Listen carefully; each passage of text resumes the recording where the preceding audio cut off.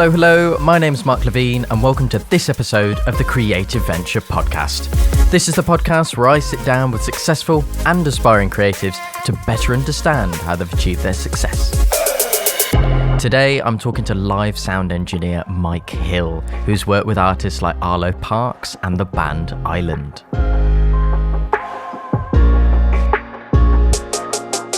Not only did Mike tour with Island across Europe, North America and Canada, but also used to own a recording studio where he produced their album Feels Like Air, which has had over 30 million downloads. I have a great chat with Mike where he skillfully dissects the opportunities, decisions and people that helped him achieve in his career.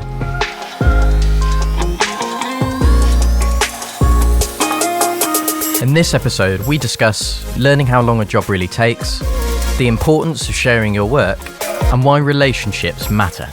Relationships that form in strange ways just become massively important. You run into these situations where you meet people and it just seems like you're probably never going to meet them again, but it can be the beginning of like the next chapter of your life. Every time you walk into a room, bear that in mind.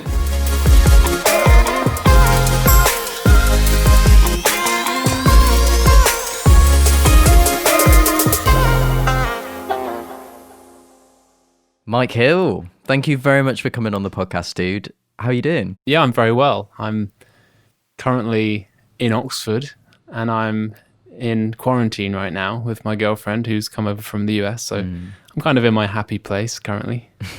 Yeah, that's amazing, man. Well, it's so great to catch up with you. You know, I'm very, very fond of your work, having seen you work and worked with you previously.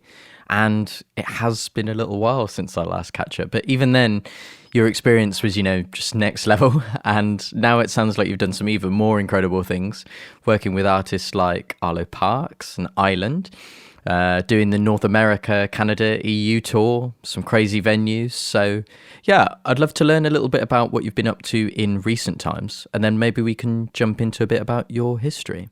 Well, I mean, it's funny you mention like the experiences because most of us can relate to this, but you do tend to normalize everything. I'm sure if you told me during our last meeting, like the experiences that I was due, I probably wouldn't believe you and I'd be super excited. But now they're in the past, they just seem like, what's coming next it tends to be the mindset I get stuck in. But I think it's really important to reflect on, A, the opportunities and B, the experiences. And actually at this point, mostly just the friendships that I've made, like through what was the plan of finding work and, earning money, doing what I love. It's led to loads of good relationships, which is kind of the memory that I take away from each of those experiences at this point.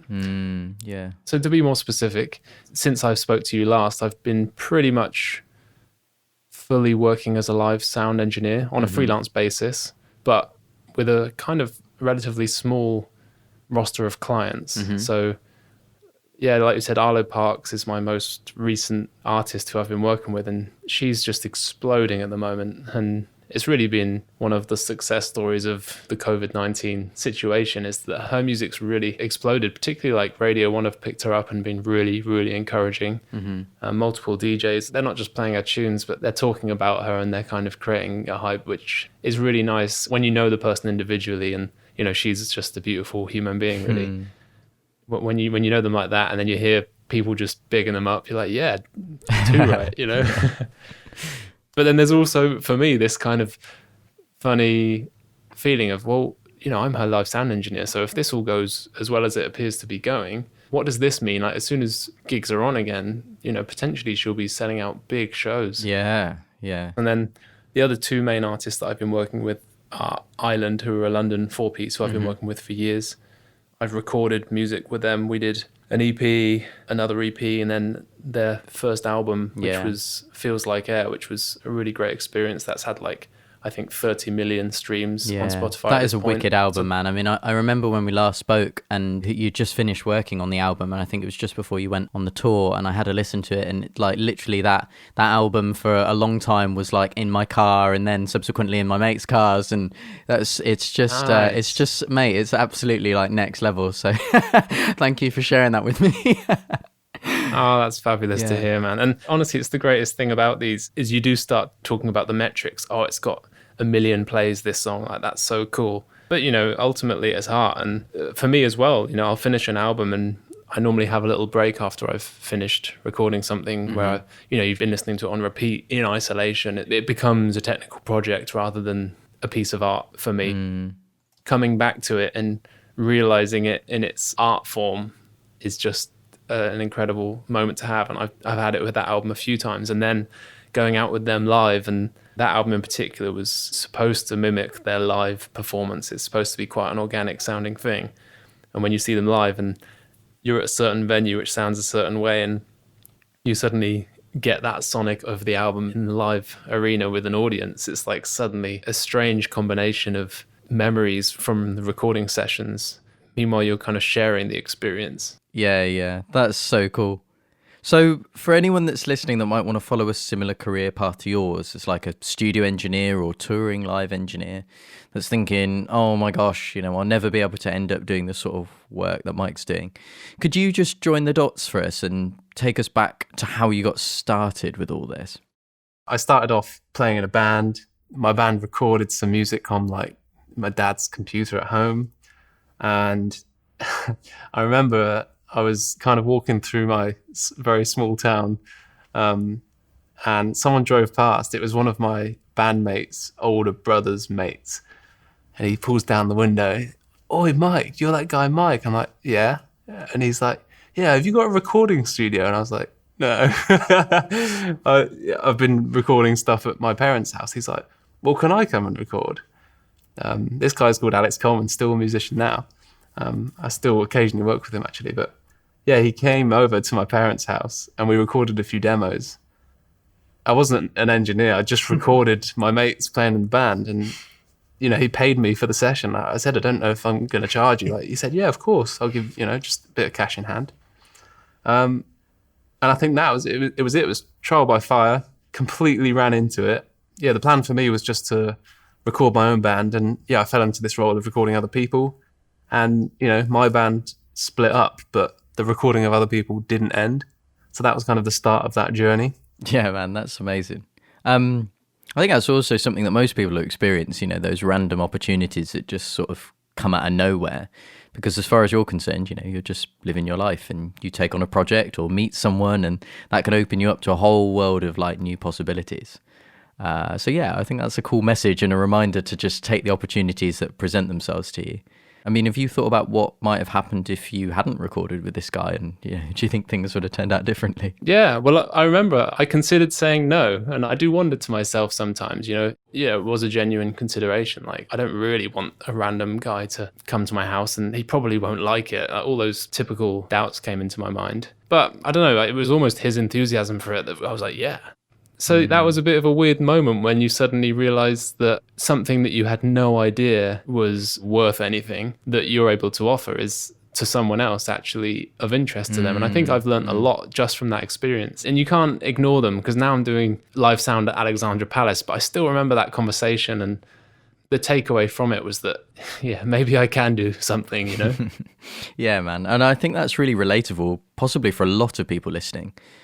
And when it comes to learning, where did you learn all the skills to do these things? Because in a way, it sounds like you almost just ran into engineering. Did you pick these skills up just by trial and error, or, And also, I'm interested to know your thoughts on the debate of learning on the job versus a more traditional education. Yeah, it was a kind of running into it situation, meeting these bands, kind of getting hyped by their enthusiasm by it. And then when it came to learning, I think it was really that desire to be able to get to the next level always kind of pushed me, and that translated for me quite naturally into the technical element of it. I got excited if there was a sound that I wasn't able to achieve but someone else could. It would excite me to go and find out how that was achieved. At the end of the day, it did lead to me studying at university, which I think I hadn't really anticipated going to like an audio university. It's quite a specialist kind of subject to study at that level. But I was pushed in that direction just because there was an opportunity to learn in a kind of more formal environment, which I think is actually really positive. I mean, a lot of people, particularly in this industry and particularly in the older generations, they didn't have these opportunities. And I think a lot of them look at the colleges as a kind of easy way out, because you could go and learn on the job, or you could go to a college and kind of be spoon-fed the information almost. And I can see that there's an argument in both directions, but for me personally, it really helped almost being spoon-fed the information because it puts it in a straight line.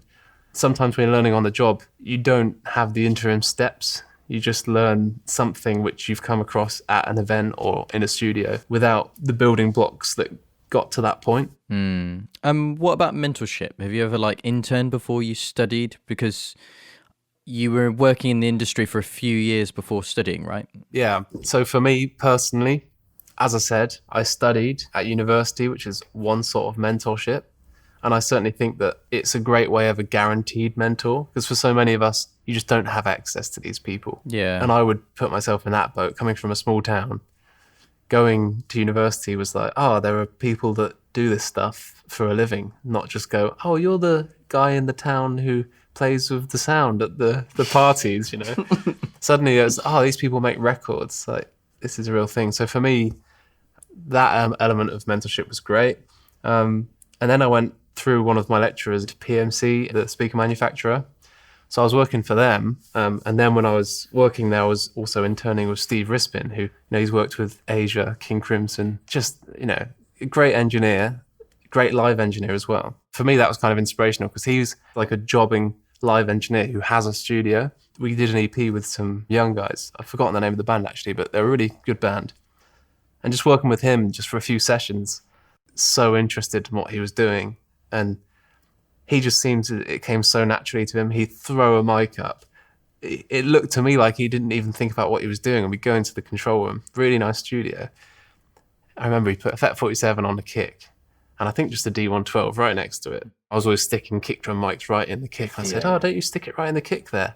Because that's what I do. And he was like, why would you do that? Just really dismissive of it. And I was like, oh, fair enough. I went into the control room with him. He turned up these 2 kick mics. I was like, oh. And I've tried to do it myself, and you don't get the same sound. Yeah. So it's something about the way he was doing it. It just sounded, more realistic than any kick ever. And I was like, that's cool. He just didn't think about it. He put the mics up where he wanted to put them. I suggested something to him. It wasn't offensive towards me. Just let that slide. I was like, I won't make any more suggestions then. And I learned more that day about recording drums than, I've ever learned recording about drums, just from him doing what he does. Yeah. He was more of a mentor, socially, kind of told me about his time on tour with various bands. But in terms of engineering, he just got it done, and I just watched. Yeah.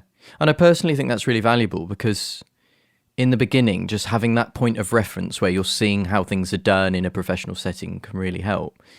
But in your opinion, just thinking about advice for people wanting to achieve success, they're on their own, they're perhaps self-taught.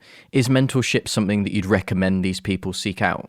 I think if you're on your own, you're probably at a big disadvantage. You can get so much from YouTube videos.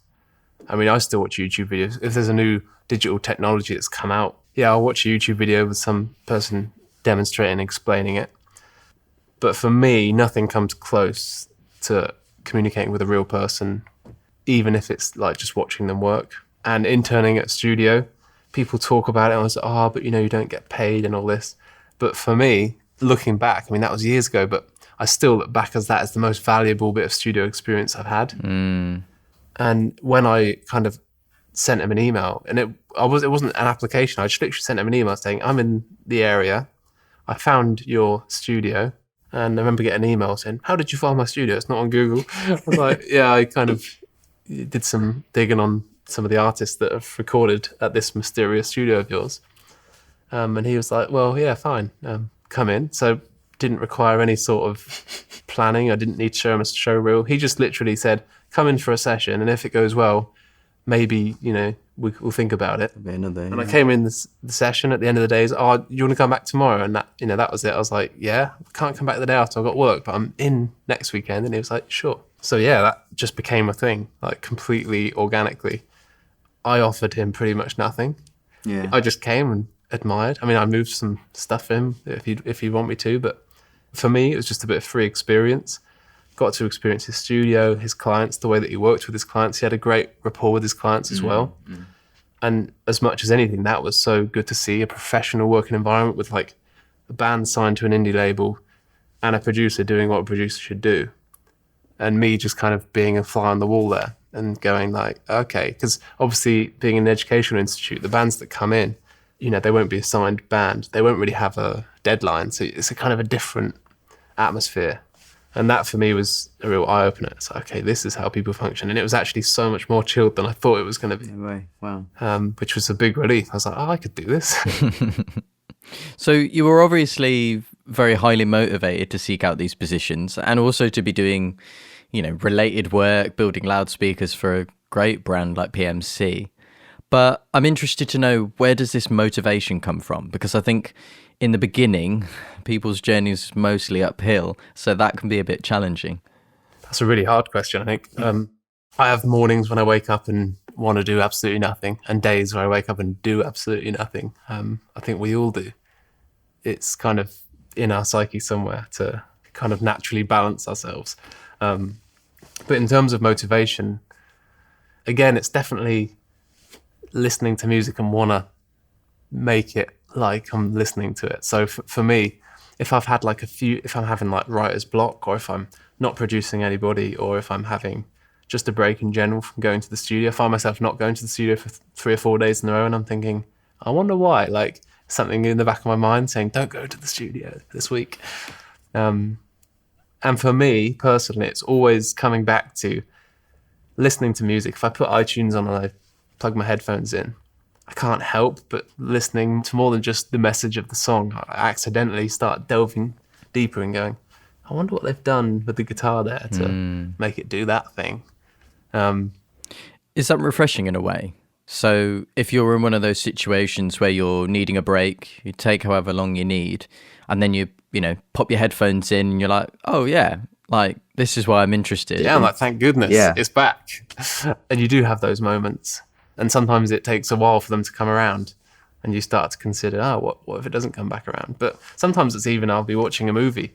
I'm taking a real proper break, just enjoying a movie, and something within the sound design is kind of interesting. There's so many triggers, and I guess what's happened is, although I'm probably less inspired or proactive than I was when I started out, I've got more triggers than ever almost, in that I can kind of take something away from almost any situation that I can relate to how I could produce music. Yeah. And I think that is probably one of the reasons why people tend to like to work with me. It's because if I've got an idea and they don't like it, I'll be like, sweet, and I'll come up with a new one. Not necessarily instantly, but something will inspire me that's totally not my original idea. And I'm super happy to try something else and see what will work with the artist. Because for me, a production is not the producer's art, it's the artist's art. And the point when I realized that and went from being a recording engineer to being a producer, and started to enjoy searching for what the artist wants rather than what I want. And I think that's what gets me out of bed in the morning, I guess. It's finding what you like in the job, even if it's something that's really strange and quite niche. Identifying that for me was a big thing. And it made that motivation come a little bit easier when I was kind of stuck for ideas. I mean, I think that's really relatable, because everyone's going to have a certain area of their role that they particularly like, and some area that they're particularly interested or passionate about. And yeah, I suppose if you do have that raw passion in the beginning, then, and you can sort of cling on to that, that does really help. So before your live sound endeavours, you used to run your own studio, which is how you came into contact with bands like Island. Could you tell me a little bit about like how that relationship came about? Yeah, so in 2013, myself and my best friend, Tom Gill, started Studio Focus Recording. I've been recording since I was younger in a very limited capacity. And I just knew that I wanted to start a recording studio. I was doing tons more and more recording in other locations. And I was just building up gear, as was Tom. So we went in this together, and it was really something that we would talk about it every day for almost like 2 years before it happened. And it was really an ambitious project that even I look at it now and I really question, like, could I do this now? And I don't know, probably not. It was, again, a little bit of ignorance was almost the driving force behind it. And yeah, passion and naivety. yeah, precisely. I can't agree more. And I think those two things are a beautiful cocktail. Again, I did this with Tom, and he was really the catalyst for me. I had all these ideas, and he was just the guy who'd say, go on then, get on with it. And it was an amazing experience. So we started out, we had 2 clients and we were opening the studio just on the assumption that we would find more. A lot of individuals talk about the point of no return. If, let's say, you're quitting your full-time job, if you're looking to go freelance. For me, it was that as well, actually. I was working full-time at this speaker manufacturer and I wanted some speakers for my studio. And I said to myself, I'm going to work here until I can afford a pair of speakers. And I learned so much from that speaker manufacturer. Actually, looking back, I almost feel like I probably undervalued its importance at the time. I think we're all to blame for this. You know, you're doing something and you're thinking about something else. Yeah. And then as soon as you've completed that thing, you realize how beneficial it was, or how many opportunities there were that maybe you minimized because you were, you know, too busy thinking about other things. But yeah, then I was in Studio Focus and we did a bunch of recordings. And eventually that's how I ran into Ireland. So Ireland came and did a live session with me there. And that was a few years in. So I'd been recording local bands from Oxford for a long time, just, you know, turning over. We were making a bit of money. We were spending all of our money on guitars, like anything that we'd earn, boom, another guitar, which actually, I mean, at the time seemed like the silliest investment ever. But when we wrapped up the business, we sold like 3 guitars each and walked away with like a fair bit of cash. Yeah. So it turned out to be a less terrible move than we thought at the time. And you started out with Ireland doing a live session, right? And then a couple of EPs? Yeah. So they came to our studio and did a live session. It was just a little job. They came and played. We set up some cameras. It was like a cool live session, really good atmosphere. And a couple of years after that, they've moved back to London at this point, so hence they're a London band. And their manager said to them, you know, your new EP's all right, but what about that live session that you did at that studio? He didn't even know where it was, but they were like, what, you know, at Mike's place? And he was like, yeah, you should go there because that's the sound of you guys. And they were like, cool, like we really get on. I don't think they were expecting to come to a rural part of Oxfordshire to record when they were a London-based band, but they came back and we did an EP and it was brilliant. They were really happy with it. The manager was like, bang on. Ali Raymond, he's called. He's a great guy. And he kind of initiated that, even though it was, you know, I was directly friends of Ireland. He's, again, the name that kind of relinked us. And then we did another EP and then we did acoustic EP and then now we're doing the album and now we're doing the tour. So it's just, yeah, ridiculous. Yeah, man. Well, I mean, I remember picking that up and hearing it all over the place and just thinking, wow, this is amazing. This is, you know, your work. It's got to be really satisfying. Yeah, that was the first record that was, you know, released properly and was recorded and done at my place. And then it was, you know, played on Radio 1. And I was literally driving past someone else's car with the window open and I heard their songs playing out of someone else's car. And I was just like... That's got to be such an experience. Yeah, that was so surreal. And I had that strange moment because I've been listening to that music so much. It was, when I heard it, it felt completely natural. But then I had that sudden feeling in my stomach, this is incredibly unnatural because it's not coming from anything that I'm controlling. Yeah. So one of the things I'm really aiming to do with the podcast is make people's journeys relatable. And one of the themes we cover is this idea of coming outside of your comfort zone and cultivating courage, because courage and confidence are quite different things. Confidence is where you've, you know, landed the ball in the basket multiple times before and you know you have a pretty good shot at doing it again. But when you're starting out, quite often it's courage you need, where you're, you know, able to walk into the unknown. And I know you've had like live sound experience previously, you know, you've worked on some medium-sized festivals and stuff like that. But I'm interested to know if this sort of change of direction from studio into live sound has sort of been any of that experience or brought up any of those emotions for you.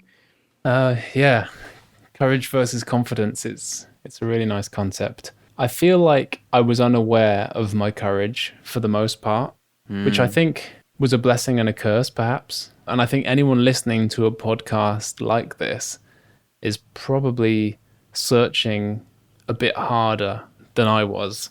And I kind of wish that I'd done a little bit more research at this point. And I think actually you talked about I've kind of restarted a little bit with the live sound thing, and you're not wrong.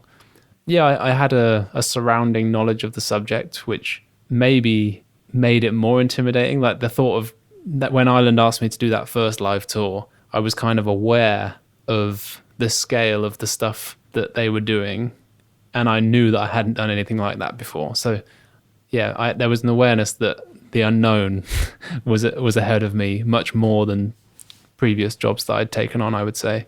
So there was an element of courage there. But as I've mentioned, the key for me was probably the little prod I had from the band and from their manager as well. And none of those guys are technical. None of them can work a digital mixing desk. So it wasn't as if they were saying, oh, you can definitely do this because I've made a judgment call based on reason. It was purely, we believe in you, regardless of what the task is. What happened with Ireland is we did the album that we've been talking about, and then they actually had a live sound engineer. They were working with Amber Runn's live sound engineer, and then they did another tour, and he was out with Amber Runn. And Amber Runn's touring engineer was like, I can't do it. There are too many date clashes, and I've got to stick with my main artist. So they were like, cool. So they approached me and said, right, do you want to come out on the road with us and be a live sound engineer? And I guess this was my next big break. I was like, I don't know how to do live sound. At that point, I'd done pub gigs, and I'd done some festivals for lots of different bands, but I'd never been a live sound engineer who's bringing, the sound of a band on tour. And they were like, oh, well, it'll be fine because, you literally recorded our album, so who better to do our live sound? Yeah. And I was like, yeah, you're right. So again, a little push in the right direction, and that is totally to their credit. I remember that conversation in the kitchen of Studio Focus. They were like, you can totally do this. And, they didn't really know what the job of a live sound engineer was. And neither did I. I was only ever working on analog consoles before that. And it was, the first tour, I literally had to learn about 15 digital mixing desks because I'd never used one, really. It's taught me an important lesson, which is that if another opportunity comes up and I don't have that prod, I kind of need to tell myself, you've done this before. I believe in you. Whatever it is. So maybe but that's so cool, man. That's maybe so it's cool. learned courage, Yeah, but what would you say? I mean, let's say that someone wants to follow a similar sort of career path to yours, and they're in that position where maybe they don't have the go-ahead to just give themselves a little nudge. In terms of advice for other people, what would you say if they're in that position where, people are saying, oh, you should go and do an EU and North American tour, and they're like, oh, I don't know if I could do that. What would you say? The great thing about touring is you get lots of practice goes, and I got the first couple wrong, and because it's a tour, you've kind of just got to crack on until you get it right. And after the first few shows, which were just absolutely terrifying, and I remember after maybe the third gig thinking maybe this isn't for me, and then I think the fourth gig was absolutely astonishing, and it was suddenly that one where I felt like I got their record to sound like that live. I felt like the audience were completely with me. It was such a different experience, and as soon as you crack it, it feels great and it kind of sticks, I would say. If something seems impossible, it's only impossible short term. I would definitely argue that point. There are ways to prepare yourself as well, asking people who have done it before. I do think find your trusted source would be probably my advice at this point. There's always someone out there who will be that for you. I used to be a teacher, so I'd constantly be asked for advice around, these kind of subjects. And the amount of students who were way better at engineering than I was before I studied, they didn't have enough confidence to go and do a show, like a live sound gig. We used to have the opportunity to do stuff at the O2. And I remember that's a really tough nut to crack, jumping from actually knowing what you're doing to actually running something, because I just didn't know what could go wrong until they did. And then after they did, you go, you don't do that. But I think I was lucky enough not to be in the O2 when those things happened. Yeah. I was in a pub where everyone's like, oh, well, Yeah. They've got more time. So I think my advice, for people aspiring to, move up a chain is don't be afraid to do shows that you're not proud of, because you'll probably learn something way more important than the prestige of doing a show somewhere fancy right away, if that makes sense. Yeah, really good point. So tell me about how you rest and recharge, because I think today more than ever, the line between home and work can get pretty blurred, and it can be quite difficult for self-employed creatives and likely even more people actually during COVID to sort of get this balance. I'm definitely guilty of not recharging on a regular basis. So I'm interested to know, like, do you recharge and what does that look like for you? Yeah, it's a really good question. And it's something that I hadn't even asked myself until about 2 years ago. I honestly think that I didn't used to recharge. I was kind of in hyperdrive, particularly that learning period when there's always like you just don't know everything. There's so much to learn. And the more you learn, the more you realize, I don't know any of this stuff. And I'm not even trying to pretend that I know everything now, like not at all. But I've learned enough that can get me by. And yeah, I think I kind of value the balance of like a home life and a work life. I'll work on an album really full on. I can't even count the hours in a week, but it's crazy hours when you've got a deadline, and it's either we get to this deadline and it's not what we want it to be, or we get to this deadline and it's exactly what we want it to be. And the closer you get to it, the more you realize that, in the next 48 hours, there's 46 hours work to be done. Do you know what I mean? That's kind of an extreme example, but you get the picture. And then when you finish that project, yeah, I think at that point you think, I deserve a little rest now. Yeah. And I can switch off, it seems. Like, not all the time, probably 50-50. Mm-hmm. Sometimes I go home and I just can't, and it's just, I may as well have stayed at the studio. And other times, yeah, I can completely for me, I really have to put my phone into airplane mode. Yeah. I have to close my laptop because they are my sources of communication for work. That's the reality of being in the creative industry. Facebook, if you ask any creative person, is a tool. It's hardly a social network, which is obviously what it's originally designed to be. I think it's different for creatives because they've probably got a page, because you have to have a page. And as soon as you open your phone, you see, you've got a message for your page. You can't ignore that. Maybe it's, Warner Brothers. Yeah. And it's the same for me. And the only way to remove it is to put it in airplane mode and literally put it in a cupboard. Because if I've got it in my pocket in airplane mode, I'll be like, yeah, but what if someone's messaged me now? So could be desperate, yeah. Accessories of any sort, especially mobile phones, they can throw me out the zone. And I think we've all had it where you're really busy doing something. You get a message from someone, something's going on, or someone's just asking you how you're doing, and it's like totally throwing you off your game. Sometimes you need to put aside time for personal life, because otherwise, if you don't give it any, it will interrupt your professional life at an inconvenient time. Yeah. So actually giving personal life some time is the key to improving your professional life, as well as just losing time on it. And I've definitely run into that in the past. I've upset people by being frustrated about the fact that they were trying to contact me whilst I was on a job. Yeah. And they're like, yeah, but when was I supposed to contact you? You've been on a job for the last 48 hours. So, it's either 5 a.m. when you're trying to get some sleep in, or, that's my time. So, realistically, you've got to phone me. Otherwise, I'm going to try and phone you at some point, aren't I? And I think that was a big moment of realization for me. Yeah. And if you think about all your experience as a whole now, what would you say is the most valuable thing that you've learned so far? But the main thing that I've learned from doing a bunch of productions, and there are loads now, I've been doing it for a good few years, is that things get released. Before I was studying, I was chucking everything on CD and giving it to all my mates. Went to university, realized that there were people way better at this than I was, and suddenly I never released anything. I just wouldn't want people to hear it because I knew that they'd be like, yeah, but it's not as good as what they're doing. Then I left, started working with clients. They're paying you cash. They need to be happy with the files. So you begin to go, okay, so I do need to finish things now because there's a deal being made here. Yeah. When I looked back at when I first opened my studio, the first few recordings were pretty good. Then they started getting a bit rushed. I don't think I even noticed at the time, but I think I just became aware oh my goodness, I'm running a business. I need to get things out the door, in and out, in and out. And then I kind of had that guilty conscience when someone came back to me from the mixer saying, this isn't what we wanted. And it's not that it just wasn't what they wanted, it just wasn't good enough because I'd rushed it. Yeah, that's the reality. Yeah. And it was that hurts. But it's true. Yeah. And I knew I could do better. The business mentality had taken over. And whenever creative stuff and business kind of intertwines, which that is the industry, it's tough. And I think a lot of people will either be able to relate to that or will be able to relate to that when they come across a situation where they've been offered a certain amount of money for a job. And that's another thing, is like learning how long a job really takes. And you get offered the job and you go, oh, sweet, 200 quid, down for that.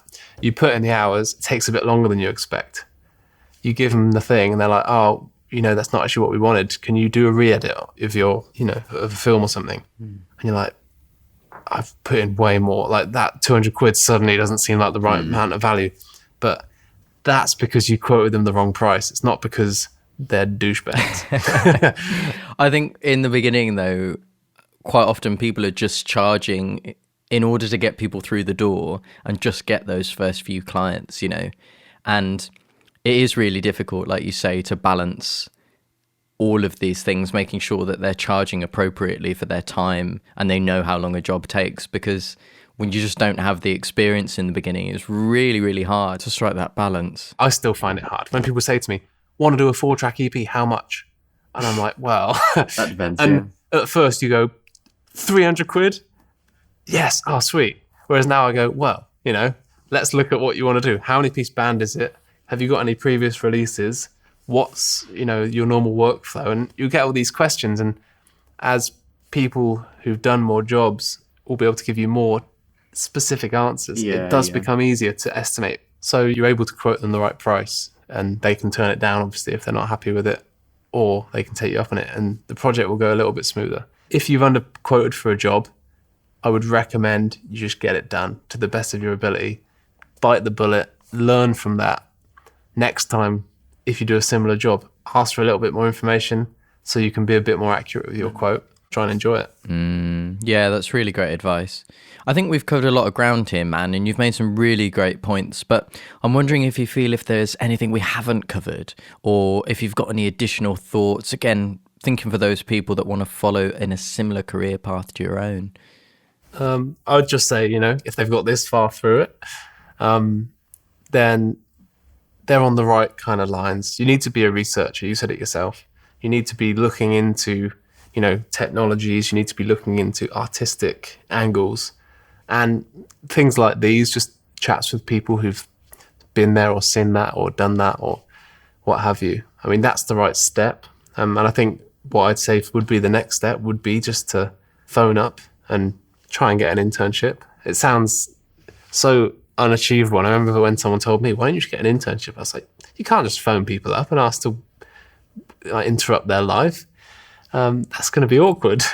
And the idea of it was, but for me, that was probably the start of kind of the next chapter, was making that phone call. And when they say like, oh, do you know how to operate Pro Tools? And you go, yeah, I think I do. Like, from what I've learned so far, I've done everything I've had to do. Like, I don't, just to go, yeah, and give it a go. And like you said, being out of your comfort zone, getting in the deep end.